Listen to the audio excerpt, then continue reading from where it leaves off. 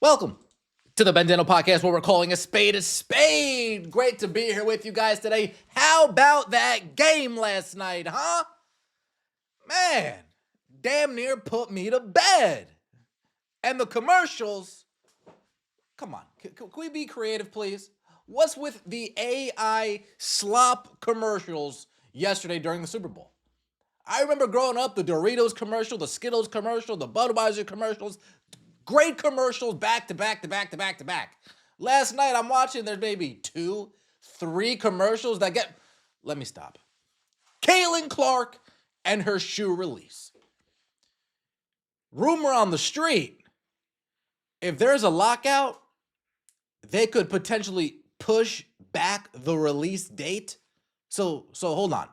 So if there's a lockout, if there's a strike, they could potentially move this spring release back to when the season starts again.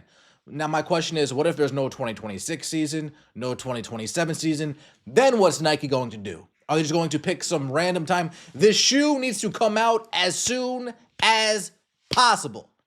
If there's a season or not a season, it needs to come out in spring. I'm under the assumption there was the Christmas Day Nike commercial. Great.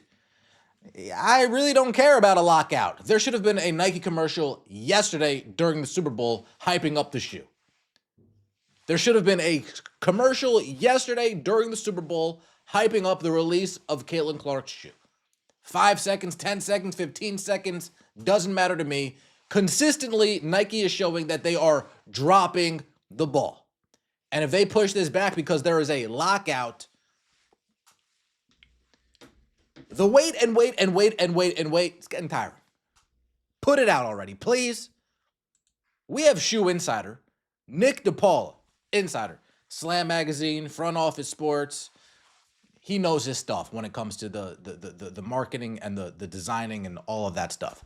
So let's hear what Nick DePaula had to say about Caitlin Clark's anticipated shoe release. This commenter says, "Y'all are not paying attention." Nick DePaula discussed this in Front Office Sports. Why would they put out an ad when there's no assurance that there will be a WNBA season? Well, let's stay right there. NBC put out a WNBA ad and there's no assurance that there's a season. So that argument is just null and void. Cook that argument in 5 seconds. Easy money. Moving along.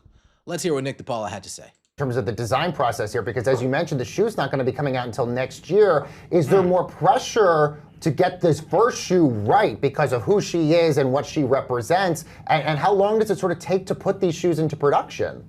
Definitely. I think this is probably the most anticipated signature shoe since LeBron's in 2003.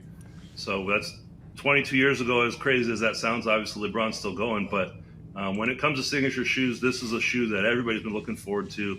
The timeline always is 18 to 24 months. Literally in LeBron's case and maybe less than a handful of others has there been a rush timeline. So it really is a longer process that Nike likes to take their time with to make sure they get it right. We just had a similar wait with Asia Wilson. That felt like a really long process from my perspective too. And it was a full 2-year process that fully released this year. So when Caitlin signed last spring in 2024, it was always slotted as a spring 2026 launch to sync with what will be the 30th anniversary WNBA season.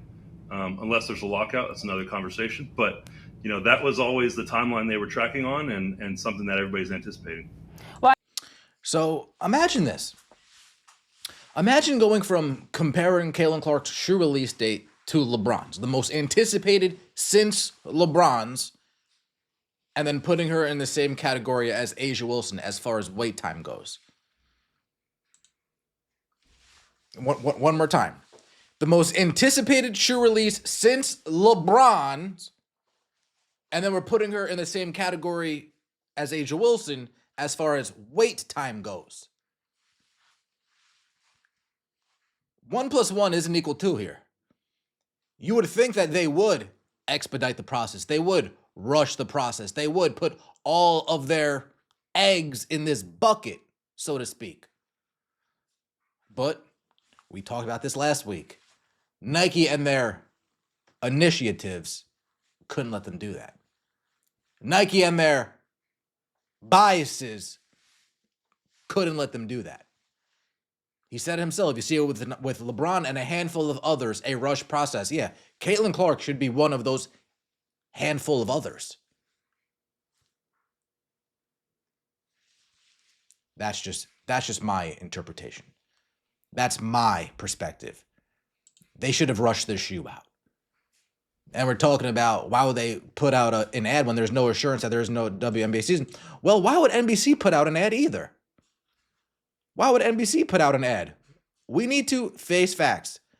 And Millie over here, she has it correct. We scroll all the way down to here. We just have to accept the fact that Nike doesn't want to make money. That's all there is to say about that. Move on. They don't want to make money. They're wasting money. It's ridiculous. This whole Nike, Caitlin Clark scenario. I mean, we can cope and we can make excuses, but at the end of the day, shit should have came out already. At the end of the day, it should have came out already. You don't get behind the Asia Wilson line. You cut in front of the line to make moolah. 2 Christmases we've already missed. 2 Christmases. The CC3 should be rolling out by now. It's not. I don't want to get trademarked here, but NBC, they put out a hype video. Probably the best thing. ESPN never put out a hype video like this before. Soundtrack was actually good. The WNBA is coming to NBC and Peacock. We take a look at the comment. You sure about that? You sure about that? Is it? Did they sign the CBA? Hey, Jay, still legend. I don't think they signed. As everything else in this world, they came and went. Damn. Pushing a promo like no one else has internet and is unaware. Yeah. I hope you all know something fans don't, because I don't have any faith in the league or the players to get the deal done. Neither organization cares about the fans, and both think they have all the cards to play. They do. Organizations have all the cards to play. It's the players that will lose out on this. These owners, they're already rich. Come on, they don't got much to lose. Let's be fair. Let's be real here. They don't got much to lose here. Like, oh no, I'll go through another season not making money on this league. Oh shucks. Oh shucks. But is it? Last I heard, there's going to be a strike or a lockout. Yes, that's what we last reported over here. NBA weekend. There's going to be a picket. There's going to be a picket line of Nafisa Collier and Aneka Ogwumike and Brianna Stewart holding up picket signs with catchphrases on them. Is there a season? Get the CBA signed. Until the league starts acting like professionals and not junior high girls' locker room, progress will not be made. It costs them nothing to promote their own lead in programming, and no, they don't have any inside information on CBA talks.